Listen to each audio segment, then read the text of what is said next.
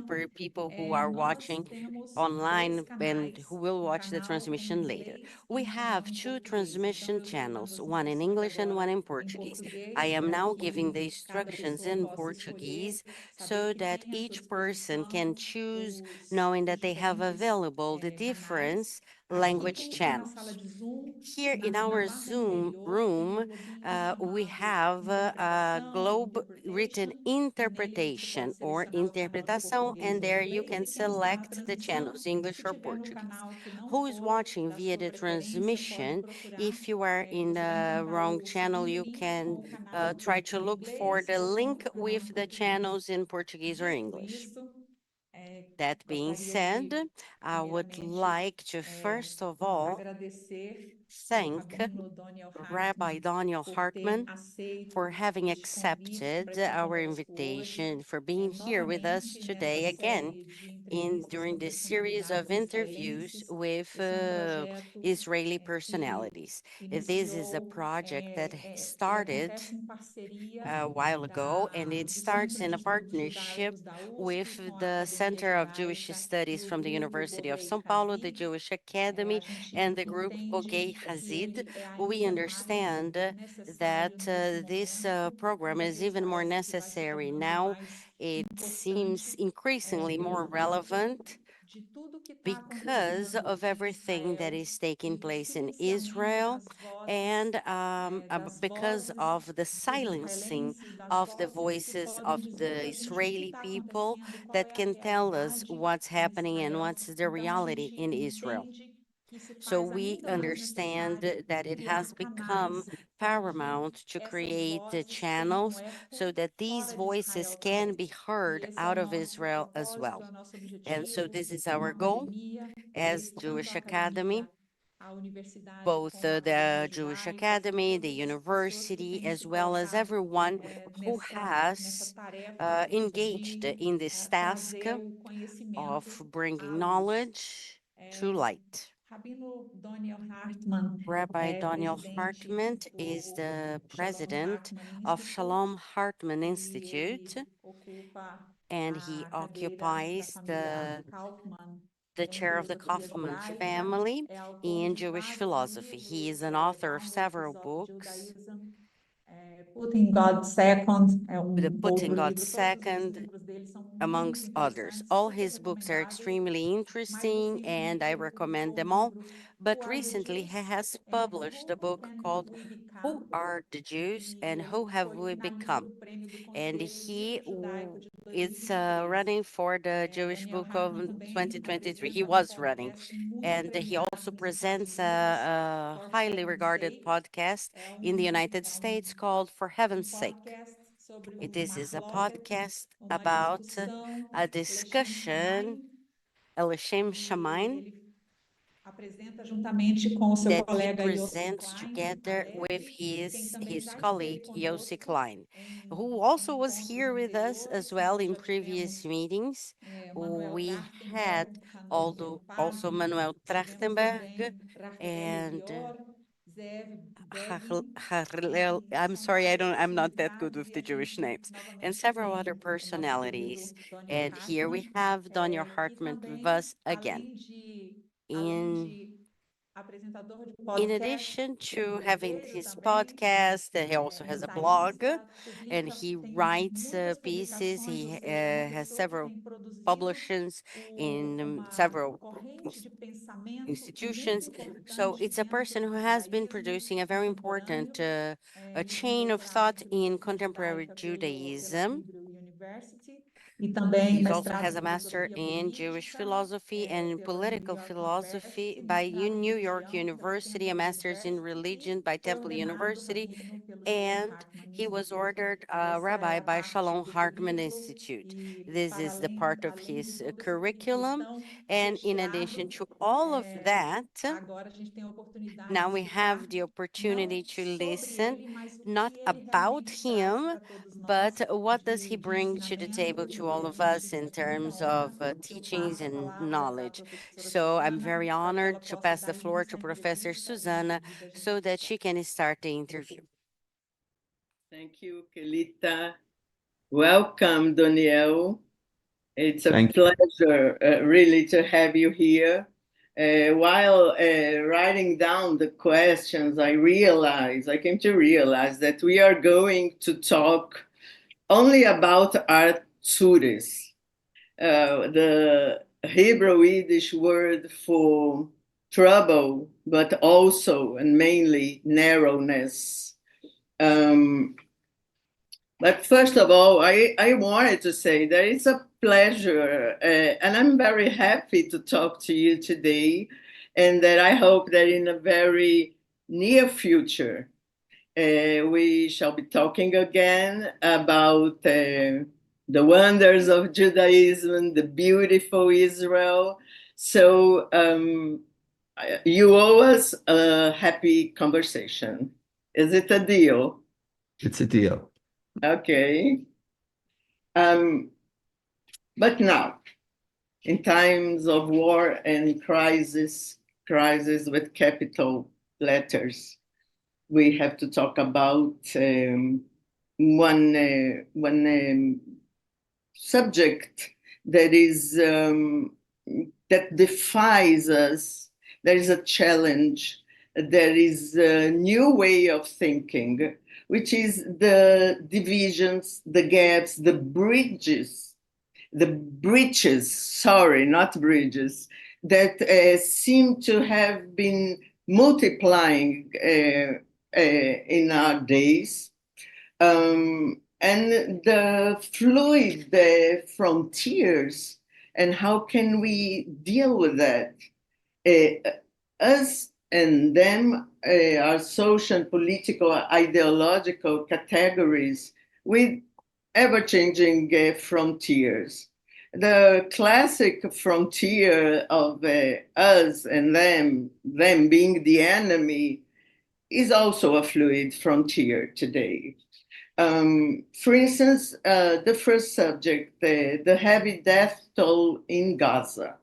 This is a new challenge for our moral responsibility, without which we cannot call ourselves Jews and not even human beings. Is it time already for reckoning, or too late? How can we acknowledge the plight of the other side and take responsibility? And when I'm saying the other side, not only the Palestinians in Gaza, but also the Palestinians in the territories under Israeli control and responsibility, and also the ethnic minorities inside of Israel. Hi. Yes, this might not be that joyful. So first, the question you asked is very broad. I'm going to start, but stop me, okay? Because the issue you're raising is a book unto itself. Now, this us-them dichotomy that you're speaking about is one that some Jews there's a cultural debate in Judaism. To what extent do we live in an us-them universe? When God chose the Jewish people in Genesis 12, was the meaning of that election to create a unique community which was separate from the world, or a community that's still a part of the world? And there are hundreds of chapters and sources, each one going in another direction. Now, one of the interesting features of the Jewish tradition is that our Bible doesn't start with the Jews. It starts with not only the creation of all human beings in the image of God, and in Genesis 1, and in Genesis 9, declaring that all human beings are essentially equal, and that every human life obligates us. Because to be created in the image of God is to imbue every human being with equal value. It's not Jews who were created in the image of God. All human beings were created in the image of God. That's the way our Torah starts. The question is, does Genesis 12 abrogate that commitment, or does it continue that commitment?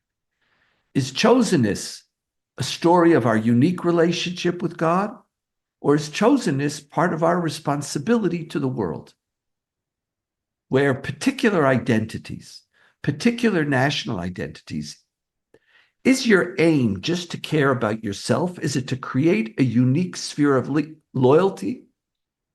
Or is it about taking the gifts and your identity and living in the midst of a world where also there are other multiple identities? So this us, them, you have to realize who's us is the first question. Because for me, us is the human, is are Jews, but us are also human beings. And in our tradition, there's another us that we are taught about. Human beings are us. Jews are us. And 1 second, they're asking me here something. 1 second. Something just came out. They want to know what language I'm speaking. I'll just ignore that? Okay, I could ignore that. Us is not just Jews. It's not just human beings. Us is also all the downtrodden in the world. Leviticus 19 says, you shall love your neighbor as yourself. And then it says, you shall love the stranger as yourself, because you were strangers in the land of Egypt. So what community do I belong to, Suzana? Us is Jew, us is human being, and us is also anyone who is being attacked and persecuted. I am the perennial stranger of history. They're my community. So this is the framework with which I come to even think about your question, because I have lots of us's. So, for example, Israeli Palestinians are me. Gazans are me. Palestinians in Judea and Samaria are also part of me. Now, in times of war, when your community is being attacked, it's natural to contract your sense of loyalty. Not that the other disappears, but to create priorities. Like I have to care about my family. October 7th endangered the existence of Israel. Hezbollah's plans and Iran's plans are endangering my existence. It's natural for me to say, okay, if all human beings are created in the image of God, so am I. My life also has a value. And so self-defense is an integral part of my being a member of the human race. I don't have a right to self-defense because I'm a Jew. I have a right to self-defense because I was created in the image of God and my life matters. But that means that when I engage in war, I don't just ask whether the war is a just war. I ask, how do I have to fight this war justly? Because when I go to war, I'm meeting other human beings who are also us. You're my enemy in one sense, but you're also part of the human race. The only condition under which I could take a life at war is when that other person is endangering my life. When they endanger my life, my responsibility to them as a human being is suspended, and my life comes first. The problem is that in many wars, and particularly the war we're engaged in now, not only are we engaging combatants, there are numerous non-combatants who are in the battlefield. They're there. The battlefield is not one of those, when you look at Civil War or Napoleon wars in Europe where the two armies come and they're on mountains and all you have are soldiers. In Gaza, the battlefront is filled with innocent civilians. And let me be clear, an innocent civilian is not necessarily someone who loves you. It could be also someone who hates you. But as long as they're not trying to kill you, the sacredness of their life obligates you. And so our challenge as Jews is, how do we recognize that we have multiple spheres of us? Not what, it's not us, them. We have lots of us's. The only them that I have is the person who tries to kill me. The minute you try to kill me, you stop being part of my us and you become a them. Anybody else who is not trying to kill me at this moment is part of my us. And that's the struggle. And part of my criticism of Israel is I don't feel that we understand that the Gazans are us, that Palestinians in Judea and Samaria are us, that Israeli citizens who aren't Jews are us. And when you don't see somebody as us, that's when your moral standards begin to be challenged. And I think that's part of what we're seeing. Now, it's true. When I have to fight them, those people who want to kill me, there are going to be some us who are in the battlefield, who there's no way for me to distinguish between them. Civilian casualties are a given. But civilian casualties aren't just collateral damage. It's not just something that happens. It has to be something that you mourn. It has to be something that you struggle to limit. And the challenge of October 7th is that it made us very, very angry. It created all Gazans are them. All Palestinians are them. All Arabs are them. All Muslims are them. That anger is the anger of vengeance. It's not the anger of a just war. And how we distinguish between just war and vengeance is one of the critical questions that Israel is going to have to answer for, and I think to this very day is still struggling with.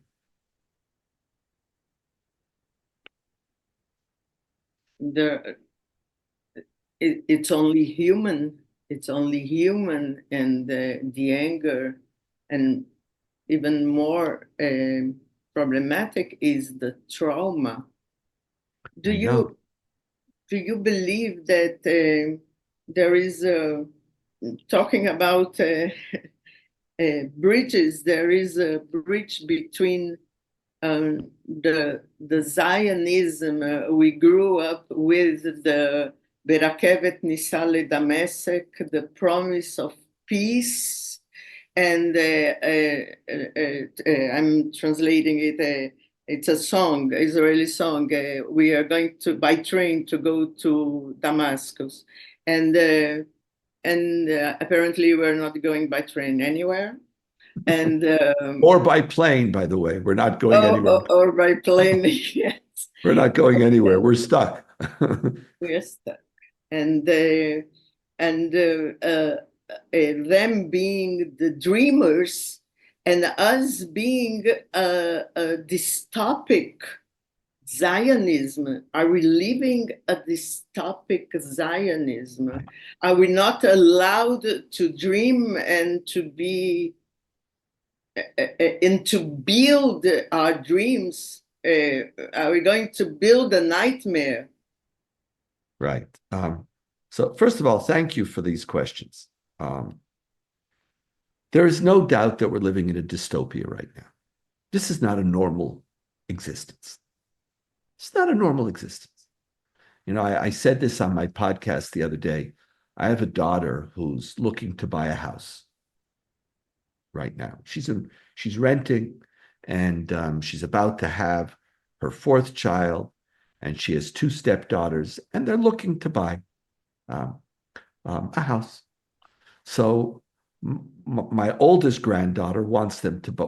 They found a certain house, and she wants them to buy that house. She likes that house. Now, my oldest granddaughter is 13. The next granddaughter is 10. And this is the conversation that I've overheard between them. The younger one turns to the older one and says, Is there a safety room in the apartment? My older daughter says, no, there isn't a safety room, but there's a shelter downstairs.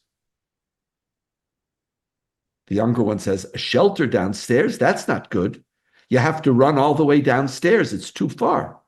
My older one says, no, it's much better. Because when you're in the shelter, you're just by yourself. When you're in the safety room in your house, you're by yourself. When you're in the shelter downstairs, you're with all your neighbors.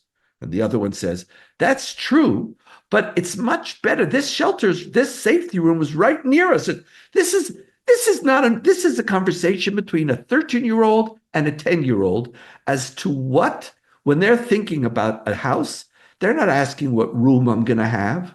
They're not asking about the kitchen, the den. What are they asking? Is there a safety room or a shelter, and what is better? Now, is that a normal form of existence? That's a dystopia. It is. Now, that dystopia is not something, that we're primarily responsible for. We have enemies who want to kill us. And just the stories, October 7th, but it's been going on in many forms. My oldest daughter, the mother of these children, when she was 12, her best friend was killed shopping in a toy store. My next daughter, when she was in grade 4, her teacher was murdered by terrorists who attacked her home. While she was 8 months pregnant. Those two daughters were, 2 meters away from a terrorist who was pressing a suicide vest. And it didn't go off. So, my son was in the tank corps and had to fight in Gaza. So this is not normal life. It's not a normal life. And so it's very hard to dream in this environment. So the song that we're gonna go by train to Damascus. My grandmother, who was born in Tzfat, my family moved to Israel in 1830. And in 1929, my grandfather moved to the United States, and we moved back in 1971. But my grandmother grew up in Tzfat, and she used to have summer vacations. She used to take the train to Beirut. So when you said the train, she used to tell us about Beirut and about the train ride to Beirut. There are no trains right now. And the question we have is, how do you still dream in the midst of a dystopia? See, dream which denies that you're in a dystopia is considered naive and dangerous. But because you're living in an abnormal existence, one of the great challenges of the Jewish people is to still be able to dream. See, when I ask and I look at who am I as a Jew, what did I inherit from my tradition? We're not the first Jews living in dystopia.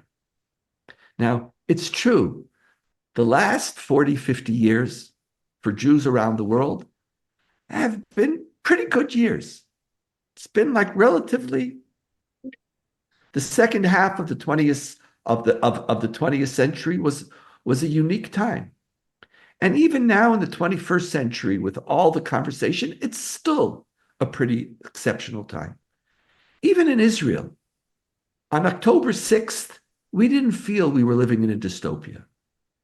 We were living in denial, but we weren't living in we didn't feel that. But Jews throughout history have lived in far more difficult times than we are right now. And one of the unique features of our story is I remember the story that in the year 70, our temple was destroyed. The Jewish people were exiled and spread all over the Roman Empire then and up till the Bar Kokhba revolt about 50, 60 years later. But the minute we were exiled, we Jews started to say next year in Jerusalem. The minute we started. Now, we were in the sewer pits of history. We're stomped on by everybody. Christianity and Islam are both claiming to have replaced us, or more accurately representing the will of God. You know, everybody speaks about the three monotheistic traditions, but it's really a joke. One of them is 1.5 billion, the other one is 1.5 billion, and we're 15 million. And they speak about the three monotheistic traditions. That's sweet. It's very nice of them. But like, we're not the most successful, you know, we claim that God loves us, but God seems to have a very strange way of expressing God's love. But we always dreamt to be a Jew is to never accept reality as a given, to never accept a deterministic vision of history. It is in my power to change history. Now, I don't know if I'm going to be able to take a train to Damascus, but I do know that I could have, and I need to work on peace with Palestinians.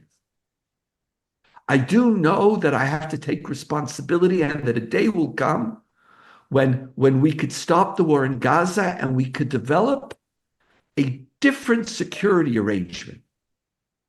That in the West Bank or Judea and Samaria, a time will come when the Jewish people and the Palestinian people will live side by side, each one with their own national identities, living in peace and security. How do I know that? Because I'm a Jew. Jews never let the current reality define our aspirations. Now, it's true in Israel right now, especially this last year, nobody knows how to talk about their dreams anymore. They just don't know how to talk about them. But that's our job. Job of teachers, jobs of rabbis is not to validate. It's not to, you have to validate the reality, but you don't idealize reality. And that too, it's the trauma of Israelis is real. But our job as Jews is to look at that trauma, realistically deal with it, and then ask, what is the world that we want to live in? Next year, what's our next year in Jerusalem? For 2,000 years, we said next year in Jerusalem. Right now, one of my major educational agendas is to ask people, what's your next year in Jerusalem?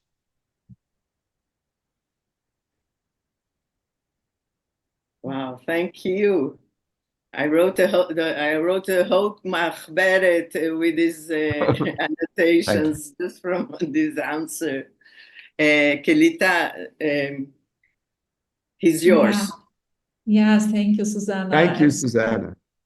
So strong to listen you about our responsibility, and about that I would ask you, when you were answering the first question from Suzana, you told about loyalty, and I remember in July in the rabbinic Torah seminar, when you told about the mother who worried to talk to her son about moral issues when he comes from Gaza, because she is afraid what can happen. What can happen if this conversation causes him to hesitate when he come back to Gaza, because it's time to war. And my question is, what responsibility do we at this moment? You listened. You were listening this summer. That story of the mother is still very, very deep in my soul. A mother who's afraid to talk about the rights of Gazan civilians to her son because she's afraid that he'll hesitate and then she'll be responsible for his death. Now, let me just be clear. You spoke about some of my degrees and some of my education and some of the books that I wrote. I was also a tank commander. I went to war. I killed people. I don't use this eye. And when I was 18 and I was brought to I was being selected, the army, starts testing you, decide what you should do or what you shouldn't do. They looked at me and they said, you have to be a non-combat soldier because you don't have one eye. You're basically, you could see nothing out of this eye. So they made me a non-combat soldier. I came home and I called up the draft office and I said, I'd like to be retested. And they called me in to be retested and I cheated on my eye exam so that I could be a combat soldier. And I became a tank commander. The eyes of the tank wasn't the smartest thing that I've ever done in my life, but I'm all in when it comes to defending the Jewish people and defending the state of Israel. I have my loyalty, part of my us is me, my people. I have a right to live. A war of self-defense is not morally permissible. A war of self-defense is a moral obligation. It's an obligation. I don't question the right of the Jewish people to defend ourselves. The one thing that I'm trying to teach is that precisely because I am committed to my moral right to self-defense, that I have to ensure that when I do so, I am only killing out of self-defense. Now, that's the challenge. Now, unfortunately, many people tell a story of it, like it goes back to Suzana's question, her articulation. The us, them, who are you loyal to? Are you loyal to us or are you loyal to them? Of course I'm loyal to us. I'm never loyal to them. But my us includes not just Jews. I have no loyalty to them. Them are those people who, under Israeli law and military doctrine, fall under they have two criteria. The first is that they have the intent to harm me or kill me. And the second is that they have the means to do so. If you have the intent, but not the means, you're a non-combatant and I'm not allowed to kill you. If you have the means, but not the intent, then you're my friend. For me to be able to take your life, you have to have the intent and the means. That activates my right to live. I am not a pacifist.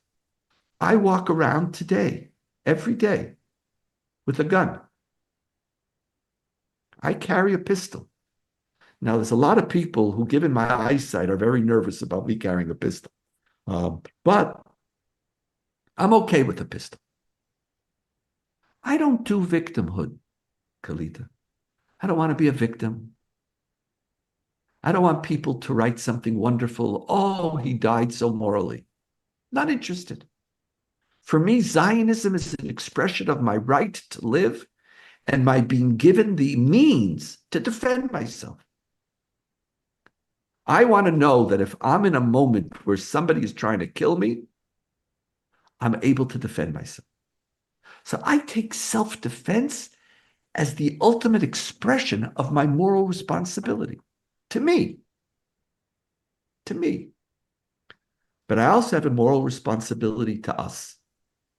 And us includes those people who either don't have the intent or don't have the means to kill. And that's the challenge. That's why the army that I cheated to become a combat soldier in is called the Israel Defense Forces. We fight only wars of self-defense. We fight just wars, but we also have to fight them justly. And that's not always easy. It's not always easy. Listen, I told my son when he was in Gaza, Yitzi, if you're in doubt, there is no doubt. Come home. Come home. You don't do a moral assessment of war sitting in your living room. You ask, what could a soldier know at that time in the midst of war? So I'm not somebody who's trying to moralize and have Israelis die on the altar of having a good name. No, I'm committed to my right to live.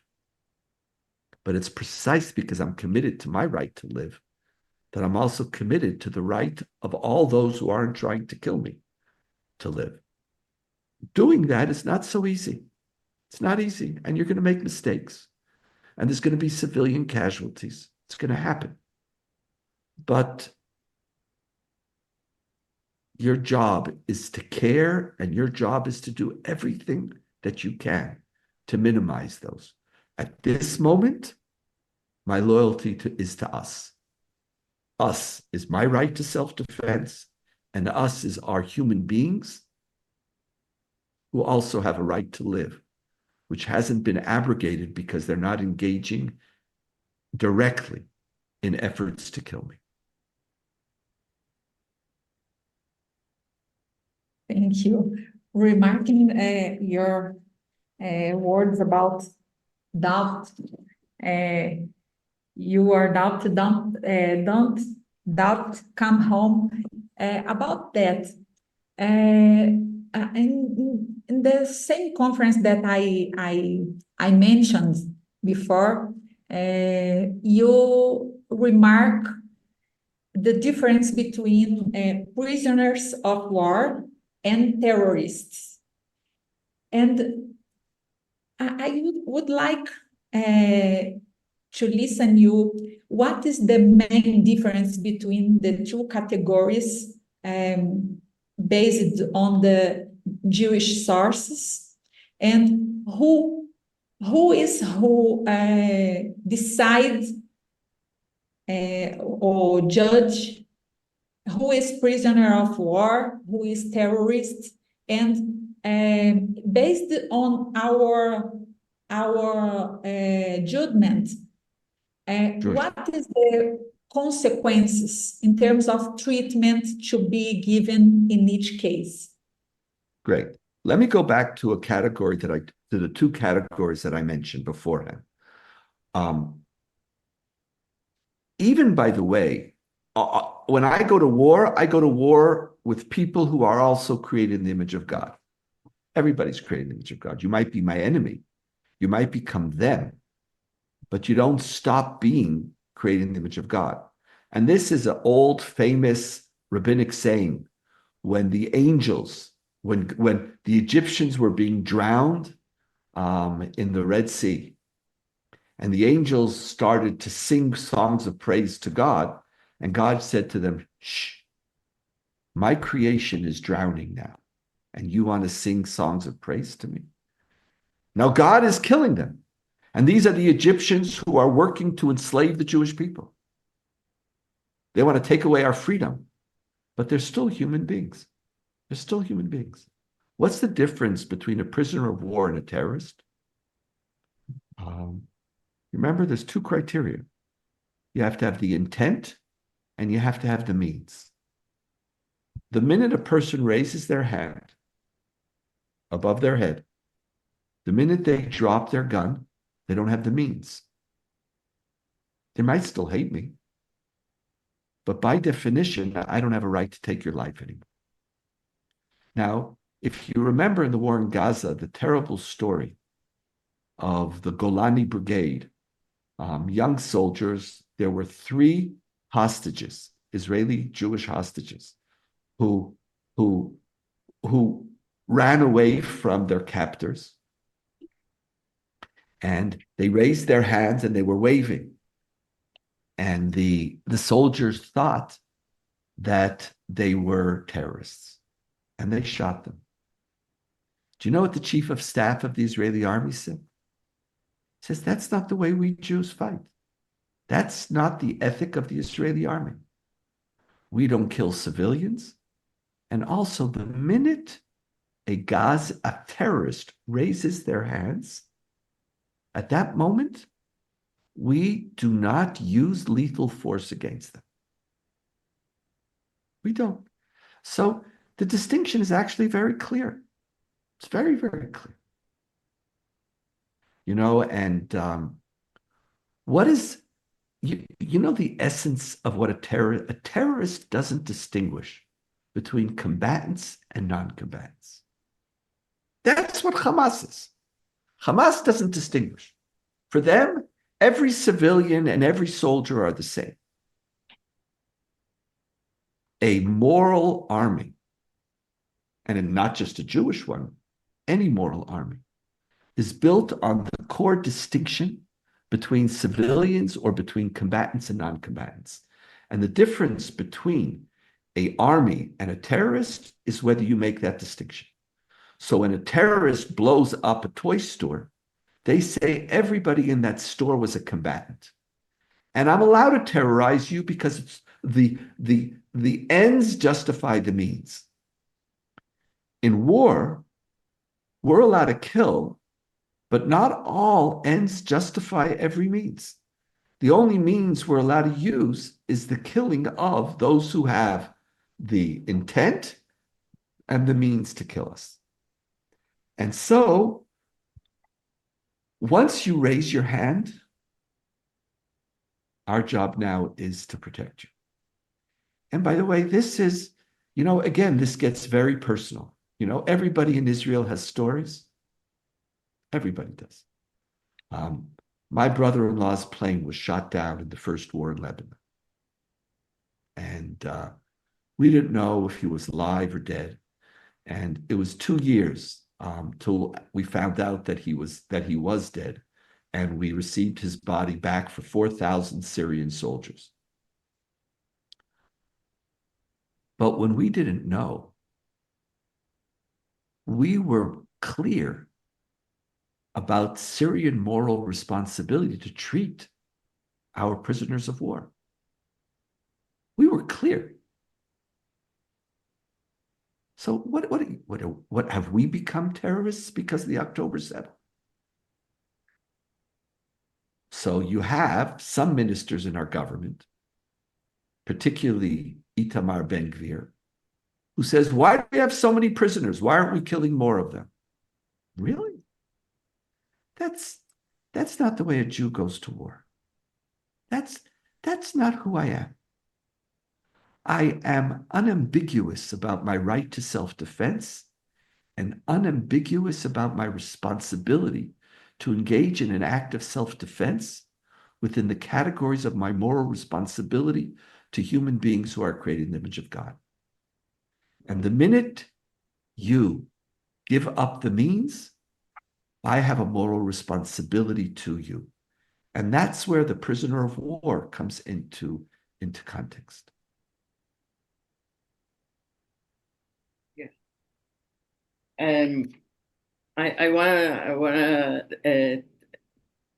make a question related to this. You said you are a Torah man and you are a tank commander, a Torah man, a rabbi. Okay, I'll settle for a rabbi. But we are now facing a very dangerous division in Israel, which lead us to the horrible rift, the internal breach in our past. And this division is between people who carry the burden of Israeli security and Israeli society and economy, and people who are who view themselves as guardians of the Torah and view us, the other, as mitiavnim as in the past, that we are the Hellenized, and who do not share this so heavy burden, and now in time of war and crisis, this is one of the main issues that Israelis are facing. How can we deal with that? What history has taught us, what Torah teaches us, so that this horrible rift does not happen again.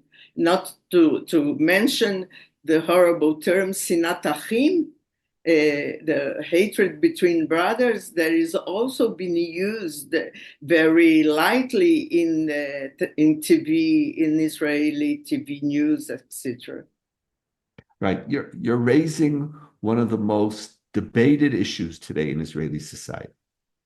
And I can't deal with all of it, even though I would like to. I'll try to do on some short points.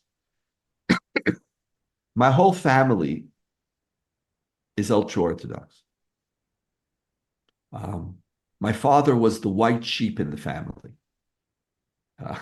Everybody else is Haredi. None of them serve in the army. In July 1976, when I went into the army, my father stopped speaking to his brothers because they didn't send their kids to the army.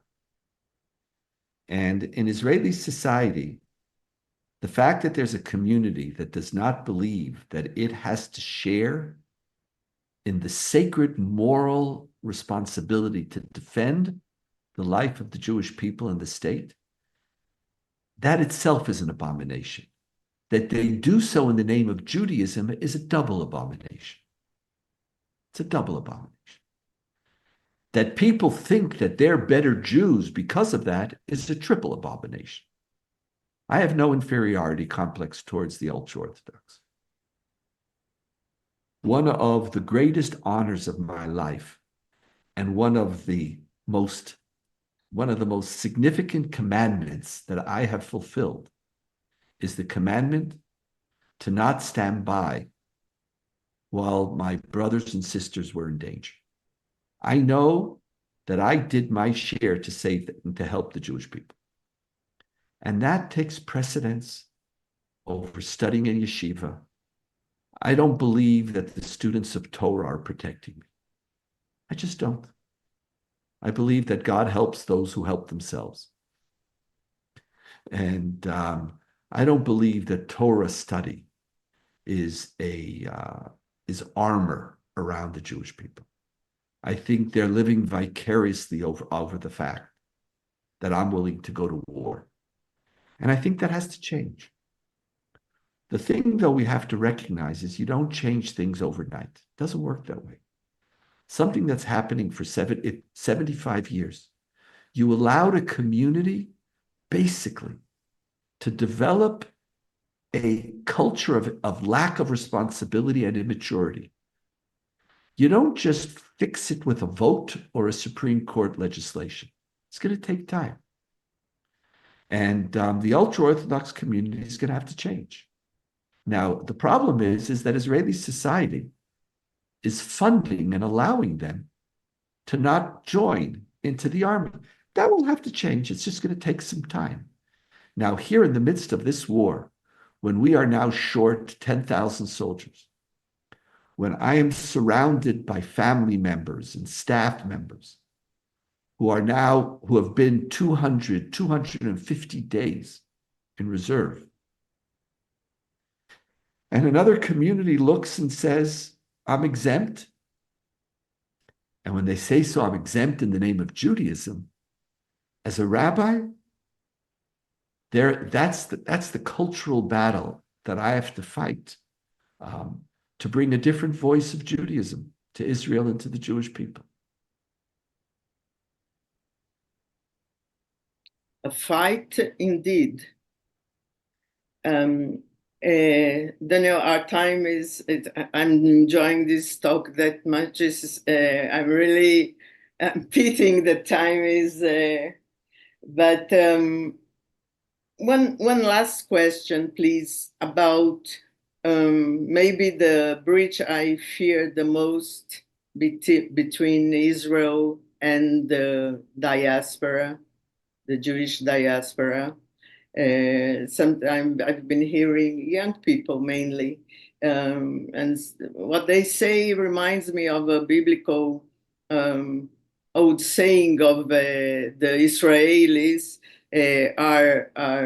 I'm terrible at paraphrasing. Is like our parents ate sour grapes, and our teeth became. And the children's teeth got ruined, right? By the children's. And if we change this for Israel, I am hearing this kind of arguments. Israel has its policies, but we are bearing the burden of anti-Semitism on account of it, and we don't have a say about Israel's policies, which is right.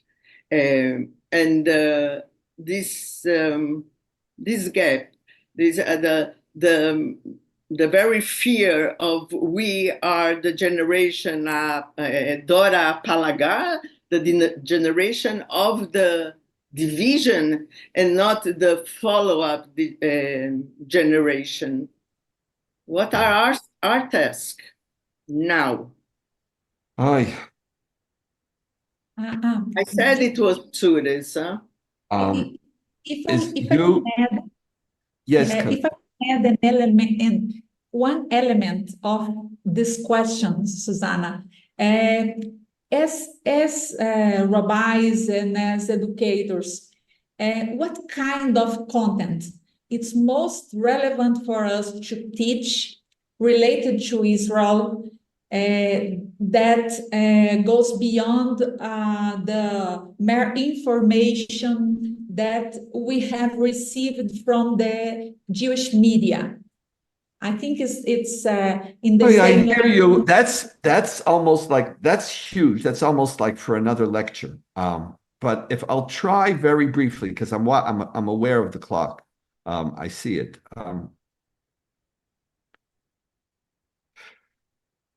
It's a very big problem. And anybody who says it's not a problem is a fool. It's a very, very serious problem. And I think both Israel and world Jewry have different responsibilities. Israel has a responsibility to be aware and to legitimize the questions that world Jewry has. Israel has to stop claiming that world Jewry don't have a right to an opinion. That is, that world Jewry simply has to say amen to anything we do. Israel has to understand that if we're a Jewish people, what we all feel, our strength is as a united Jewish people. So I can't say that I want to be part of a people with you, but I'm going to ignore everything that you feel and I have no responsibility to you. It can't be that Israel only has a responsibility to world Jewry when they're dying, but doesn't have a responsibility to talk to them and hear what they're feeling. Now, ultimately, an Israel and a Zionism that doesn't reflect moral aspirations is an Israel and Zionism that the next generation of Jews around the world are not going to have a relationship with. You could teach them, Kelita, all the facts and figures, just doesn't matter. They'll walk away from Judaism, from Israel, not because they're assimilating. They'll walk away because they're Jews. Because to be a Jew is to live a certain way. God says to the Jewish people, God says to Abraham in Genesis 18, I have chosen you because you are going to teach your children that to walk in the way of the Lord is to do justice and righteousness. That's the way, that's Jewish. That's what Judaism. It's not what food you eat, and do you turn a light on Shabbos. Those are the boring things. Election was not built on sacrifices and prayer and kosher food. The election of the Jewish people is based on the fact that we are a people who are going to walk through the world by being committed to doing what is just and right and understanding that that's the essence of what it means to walk in the way of God. Hillel says, what's all of Judaism? What's hateful unto you, don't do unto others. That's the whole Torah. The rest is just commentary. Go study. If Israel doesn't embody that, then the only people who want to have a relationship with Israel are those who have a bad Jewish education. The fascists of the world. The fascists of the world will unite. Jewish fascists will relate to an Israel which is immoral. Really? So we have a deep cultural war to make sure that that is not what Israel stands for. And at the same time, the challenge of world Jewry is don't give up. We're going to make mistakes. And when you're in the midst of a war, it's inevitable. What's hateful unto you, don't do unto others. Put yourself in the position of Israelis, of Israeli parents, of Israeli kids. It's scary. It's difficult. Give us the benefit of the doubt also. But most importantly, never stop challenging Israel to be the Israel that you need it to be. The minute Zionism is about loyalty and not about expectations and aspirations, Jews will not have a relationship with Israel. Talk about the Israel you want. If we think Zionism is silencing people, there's going to be no future. Israel has to do better. World Jewry has to continue to expect, has to continue to demand and expect. And we have to continue to talk with each other. But not just talk with each other, we also have to be committed to listening to each other. I don't have to agree. Listening doesn't mean that I agree. And listening doesn't mean that I'm going to do everything you want me to do. But listening means you claim me. I'm aware of that. I'm aware of the consequences of my behavior. And part of my responsibility is to care about that too. So we have a war to win, we have a war to bring to an end, and we have a moral path that we have to reclaim. We have a lot of work, and God willing, we'll have the strength and the courage to do so together. Amen. Donniel, Kelita and I speak for Kelita because I'm sure of that. We learn a lot as our students and the audience. It was only an hour, but it was an hour of deep learning. And thank you so much for sharing your personal history, your experience with us. This dimension, the personal experience, is the real source of wisdom, I believe. And thank you so much for being so open with us and answering to our Suri's questions. It's my pleasure. Thank you for really the best questions I've had in an hour in memory. So I really, really appreciate the questions and where they came from. And it was a pleasure being with all of you. Came from the heart that loves Israel. That's for sure. It was felt. It was felt. That's for sure. Thank you so much. Be well, everybody. Be well.